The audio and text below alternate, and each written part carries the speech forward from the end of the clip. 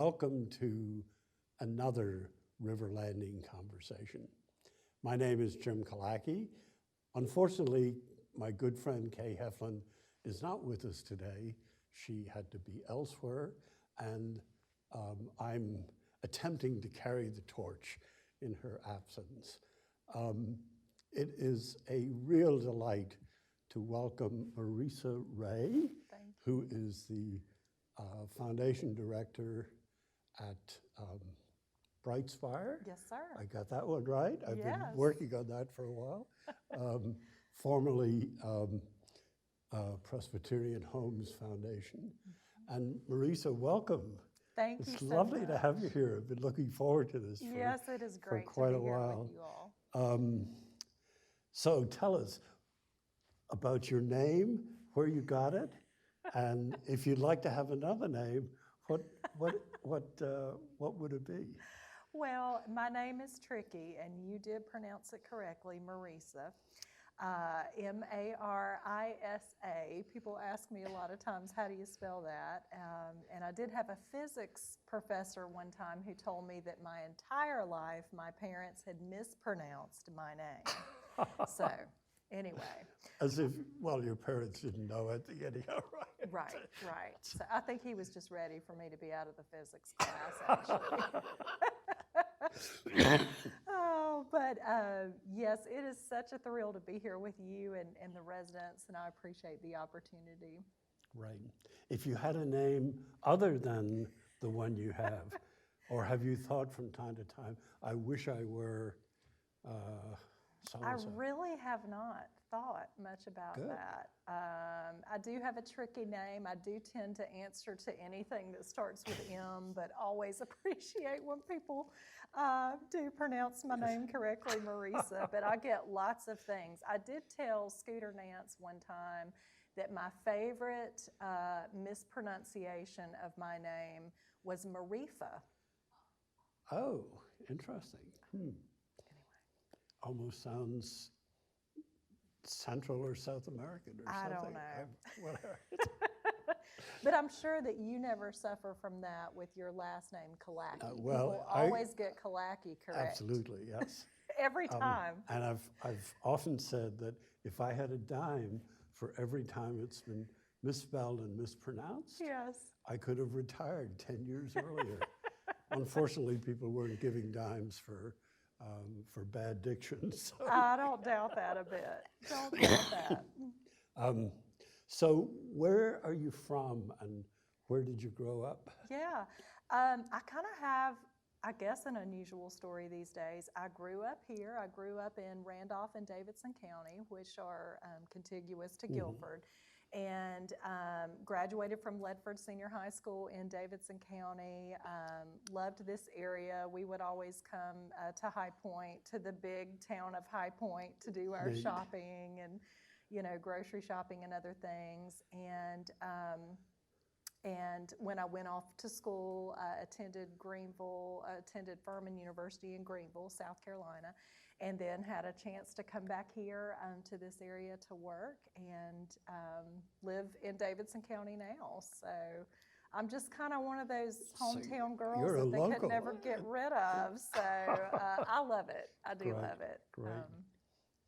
I remember hearing about Furman. I've actually passed by there from time to time. Yeah. One of the things I know is they have a great golf program. They do. You're right about that. That fine higher ed institution. Yes. I loved my time there. It is a great school. And what did you do before you came to, I was going to say to River Landing, but technically to Presbyterian Homes in Brightspire? Yes. So before coming to Brightspire, I worked at High Point University for 8 years in the Alumni and Parent Relations Office. And then after that, worked for 8 years at the Winston-Salem Foundation, which is the oldest community foundation in the state, actually the oldest foundation of any sort in the state. I was there for 8 years, also working in the area of philanthropy. and then came to my senses, and someone contacted me about working in senior living, and I've been delighted to be here with Brightspire. Indeed. And how long have you been here, and how did you learn about it? So I've been here for 8 years. Of course, when I say that in the office, there's kind of some eyebrows raised because that seems to be my time frame. 8 years at the university, 8 years at the Community Foundation. I've been here 8 years and love every minute of it.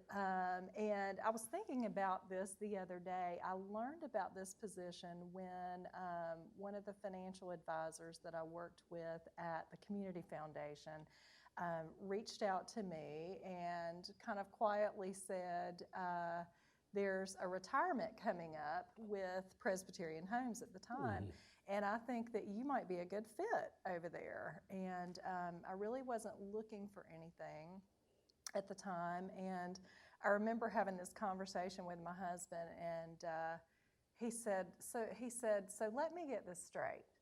You feel like you could do this new job, perhaps, with Presbyterian Homes. You might even be compensated at a higher level at this new position, and you might even be happier working with Presbyterian Homes, but you're not going to put your resume in. And so after he shamed me, I then decided that I actually would move forward and apply for the job. And I'm so glad that I did, because I consider being here one of the biggest blessings in my life, truly. How neat, how neat. Yeah. And what is your role? I mean, we know you're the director of the foundation, or on one day, and maybe something whoever concocts some mispronunciation of that at another time. But tell us a bit about what goes on for you. Sure, yeah. And so my official title is Director of Development, and for Brightspire Foundation. And so because of that, I work in all of our communities. So our 3 owned communities, River Landing, of course, and Glen Eyre in Cary, and Scotia Village in Laurinburg. And then, of course, we're managing Friends Homes in Greensboro, so I'm over there some as well, and then working in affordable housing. But my main role is to help grow our foundation here, our Brightspire Foundation. And so whether that is working with all the many generous people in our community, and you know there are so many, about their current giving, their philanthropic goals, or maybe their future giving, their estate planning, that's my role, is to help grow the foundation. And of course, we're focused on resident financial assistance. That's a big focus that we have. And other things, employee assistance has become a focus. Employee scholarships have become a wonderful focus. And you've helped so much along those lines. And so that's really what our roles are about, building that culture of philanthropy and just helping to grow our foundation. And you've answered the next question that just popped in my head as you're talking, and you've answered it, but maybe take it a step further, because there's somebody out there, I suspect, wondering, why does a place like this need a foundation? Or why have one? I'm so glad you asked that question, Jim. Because I often say, when you come onto the campus of any of our campuses, it's not necessarily apparent that there are needs. But when you start to dig a little deeper, you understand that some of our residents have truly run short on funds because of no fault of their own. You know, sometimes residents say, well, I didn't plan to live to be 100 years old, or, you know, certainly the kind of the economic environment that we have right now, who could anticipate that? And so there could be a variety of reasons. There could be a health reason, or another reason why a resident has run short on funds set aside to see them through retirement. And our foundation and Brightspire and our communities, we never want to have to ask an individual to find another place to live. in their senior years particularly. And so over 70 years now, Bright Spire has never had to ask a resident to leave because of lack of funds.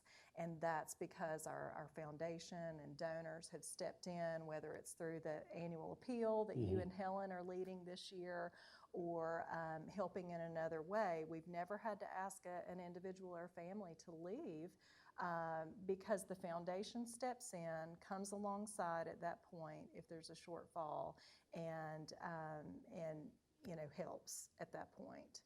Interesting. One of the things that pops in my head again as you're talking, that Helen and I have had this great time working with you this year on this. The feeling's on this mutual. appeal, and but one of the phrases that I've heard from one of our resident colleagues who along the way, which I'd never thought about, but it kind of stuck with me, is that that this appeal is a terrific form of insurance for our future. And I thought, oh, that's really, that combined with the well-known phrase that you've used already, that River Landing or Bright Spire, whoever they are, has never asked anyone to leave in 70 years. That's when I tell people that around the country, they're saying, "What? Right. Gosh, that's pretty astonishing." It is So pretty special. Let's hope that continues for the next 70 years. Yes. When some of us won't be around to see that amount of time. You've mentioned that you had these other 8-year positions, and I'm assuming that the training and the experience you had there were sort of effective stepping stones for what you do here. I think so. Everywhere you go, you learn something new. And certainly when I was at the university and first getting into the area of philanthropy and fundraising, had a lot to learn, and started there actually in more of an annual gift role and special events and this kind of thing. And then when I moved on to the Community Foundation, that was a huge learning experience for me to learn, about things like donor advised funds and how do they work? How does a trust work? How can you set up a trust? What assets can be used? Sometimes there are assets that are helpful for the donor to use when establishing a charitable gift, more beneficial than others, perhaps based on their personal situation. And I guess throughout it all, I'm very much a people person, and so throughout it all, one of the joys for me has been seeing what a donor cares about and what the organization needs. When you see those two things come together, to me, that's a very special thing. And we've seen a lot of that here at River Landing, where the personal interest and goals of donors and the needs of the community have come together. We see this year after year, the beautiful piano that the Crooms just donated to the community. We've seen spaces in our new wellness center dedicated in honor and in memory of folks, which meets a need in the community. And then, there's something that everyone, I think, can feel passionate about and give to, whether it's employee scholarships, employee assistance, or resident financial assistance. There's truly something that everyone can care about. And I love that when what you care about and the needs of the organization kind of come together. I think I deviated from your question. No, that's deviation is absolutely appropriate on this. I'm one of the biggest deviants myself. It strikes me too, very interesting. You listed the various places you worked and their fundraising expertise, and those of us that are local know that High Point University is a pretty amazing Midas touch in terms of fundraising. Is there much competition between you all? Or is that an issue that in staffing sessions and strategy sessions that you think about or plan about? That's a great question. And with so many nonprofits out there, and people have different things that they care about, and obviously there are limits to discretionary income as well. So I think donors really do have to prioritize what they care about and decide what they're going to support in a very strategic fashion. I may have a little bit of a different view on things, and it's funny, we're talking about High Point. I did my graduate work at High Point and finished there, and so I have a soft spot for the university, certainly. But I think donors have to just really think about what is it they personally prioritize, and make their giving decisions that way, because there's a ton of opportunity and there's a ton of competition if you sort of view it that way. I guess I view it a little bit differently in that I think about what is important to the individual. And for many of our residents here, kind of investing here at River Landing is among things they want to support, not the only thing they want to support. And personally, I applaud that. I applaud when people are supporting multiple charitable entities.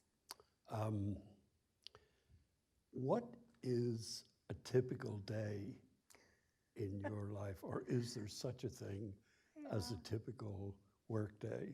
I kind of laughed when I saw that question because literally, I don't know of any day that's the same. Sometimes I'm here at River Landing, sometimes I'm in our other communities. Occasionally I'm in the office all day long, which is not the thing that I would want to do the most. Those that know me know that. I would much prefer being out in the community, attending an event, being involved with an activity. So I would say that everything every day is different, really. Thinking about yesterday, we had a board meeting, and I know this is not airing until November, right? Yes. So we had a board meeting yesterday, here in this room, and our board meets twice a year, and that's another thing that's kind of ongoing work. Do you have a favorite River Landing, given that we're at River Landing today, experience? There are so many. Yeah. I struggled with this question too. You and Kay have some really thought-provoking questions. And I struggled with this question as well because I've had so many wonderful experiences here. I don't know that I could identify just one that stands out, but I think about everything from, when my kids were younger, having them here at the meal packaging events that we're all a part of. Love those opportunities. I think about, some of the special donor events that we've had and other celebrations in the community that mean so much. And quite frankly, some of the services and times of remembrance that I've had, the honor to share with people here have been really special. But there's, so many funny stories, fun times, because you and Helen are interacting in the same way here every day. So I can't really identify one. I have to ask you, is there a day or an event that stands out to you? I'm curious. Now I've put Jim on the spot. Talk about switching things. It's so funny you should ask, because as you were talking, I thought, well, thank God I'm not being asked that question. Really? How would you and Helen answer that question, do you think? Gosh. It's a tough one. I think, it is. And what comes to mind right away is when Helen and I came here first, literally our first trip to River Landing, we didn't know the place. I was relatively new in Greensboro. She lived in Greensboro for probably close to 40 years at the time and had never been to River Landing. vaguely heard about it being out there somewhere near the farmer's market. And after church one Sunday, we just drove out here and drove around and thought, wow, this is amazing. Yeah. And then when we got here and found the incredible variety of people that are Yes. here, and that have such interesting backgrounds and stories to tell and stuff like this. And my image ever afterwards was how naive or how uninformed you could be just driving along Sandy Ridge, Right. and you see the sign for River Landing and say, oh yeah, that's nice, and just drive on by without having a clue of this incredible place Yes. that's in here in whatever number of acres that right. this place occupies. It's quite something. It is. It's almost like a hidden gem. Indeed, indeed. Well, let me get back to my job of asking questions here. I could say thank you for your question. What do you have a big surprise from River Landing that you've experienced? A big surprise. You touched, when you said a moment ago about how we can just be unaware or uninformed about the depth of the beauty of this community, I think that would be one of the areas that I certainly was lacking in. I had been on some campuses in my work through the Winston-Salem Foundation. I had been to Arbor Acres and Salem Town and Winston-Salem, but I just did not have a true appreciation for the beauty in the resident body and the experiences and how active you all are. You know, we were talking about travel just a few moments ago, the educational opportunities, the way that you influence how the community operates, the welcoming nature. I mean, I could go on and on about just what a remarkable place River Landing is, what a remarkable community. And I think I was not informed prior to coming. So it's been, I guess that would be a nice surprise that I've had in my work, has been just to see all of that and all that the residents bring to the table, your experiences, your expertise, your generosity. It's just amazing, amazing. Well, as you know, part of the reason for having these discussions both with residents and with staff members is to sort of introduce you to the community in a slightly different form than perhaps has gone on before. So is there anything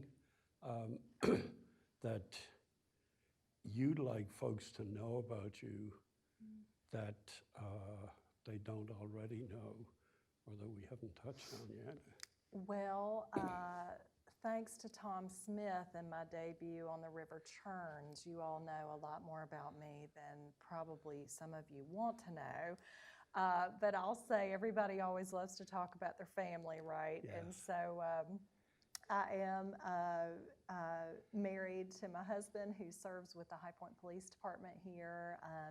He's been with the department for about 28 years, and I'm very proud of him, obviously, and the work that they're doing. My daughters, we have two daughters, one that has just moved to Brooklyn, and she is pursuing her dream in photography. And cool. Proud of her, Right. just graduated from SCAD down in Savannah. And have a younger daughter who just graduated from high school. She is a freshman at East Carolina University, a very proud undecided major at this point. So she's figuring that out, and I guess that would be about all I would talk about on a personal note. Two cats at the house. My husband and I are trying to figure out this empty nest business, so if you all have advice, please come see me. Yes, there may be quite a bit of that. there could available lurking out amongst our some wisdom and friends words here. of advice. Yes. So, Well, if the details were taken care of, who are 2 or 3 or 4 people in all of time that you might like to have a chat with, and why? another really good question. Thank you. And I think my top answer would probably be Christ. Of course, that would be going back thousands of years. That would be my top answer, which I think might be for many people.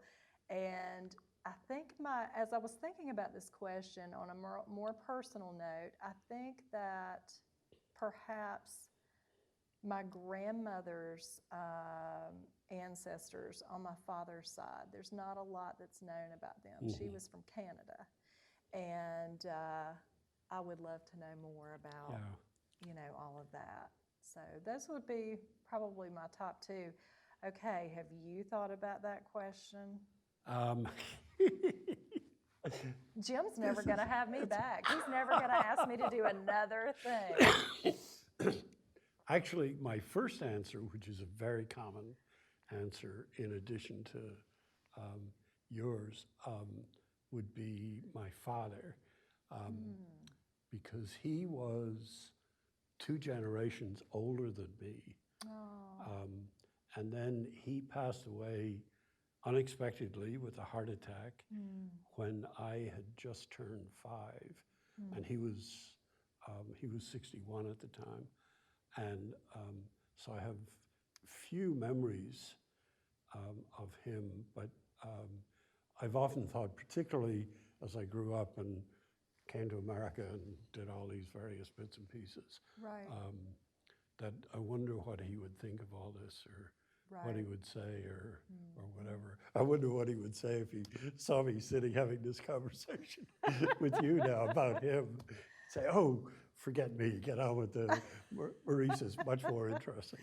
Oh, that's a great answer. I can see why that would be your answer, for sure. Do you have a favorite pastime, like in music or sports or reading or whatever? I think that's another great question. And I just shared with you all that we're figuring out the empty nest thing. Yeah. And in addition, I will add, that by the time this airs, my husband and I will have celebrated our 25th anniversary. Wow. That is happening on November 7th. We will have been married for 25 years. And I will have had a milestone birthday. And so I'm just bringing that forth at this point. But I am turning 50 on November 14th. So my husband did me a great favor and told me not long ago, he said, do you know in a couple months that we're going to celebrate 25 years, you're going to turn 50, and we're going to be empty nesters. And I was glad that he, brought all of that to my attention, because one person needs to experience all that at one time. So with our empty nest, I'm thinking that I may be developing some pastimes or hobbies. We've been a bit busy, but Yes. I will say around our house, we do love music. And I have a little bit of a funny story about music that ties me to Presbyterian Homes and Bright Spire. And I haven't shared this story, but I do find it kind of ironic. But years ago, Mark Cutrell, who was my husband's supervisor at the police department, and